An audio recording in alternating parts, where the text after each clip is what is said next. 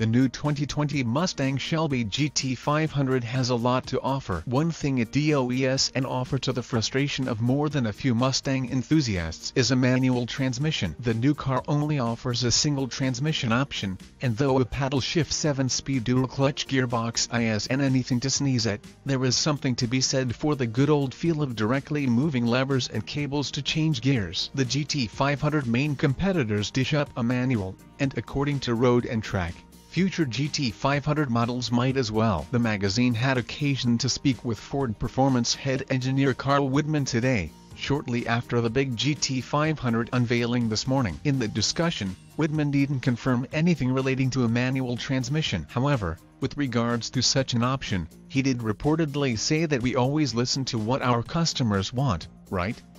Again, not any kind of confirmation, but it's certainly no denial either. As it stands, the new Shelby is the first GT500 to not feature a manual transmission in the entire history of the nameplate, going all the way back to the 1960s. Then again, it also the most powerful iteration by far, with over 700 horsepower on tap from its supercharged 5.2-liter V8. It also the first GT500 to ride on an independent suspension, the first to wear factory-issued 16.5-inch front brakes, the first to claim a bone stock quarter-mile time in the 10-second range, and as far as we can tell, the first to have more aerodynamic wizardry than a 747 jumbo jet. For that matter, it also the only car in its Detroit-based pony car category to offer a DCT, and that could certainly play a part in both its straight line and road course performance. Ford says the transmission can swap cogs in 100 milliseconds, which is much faster than you can save the manuals. When will the GT500 be available? A time frame hasn't been offered yet,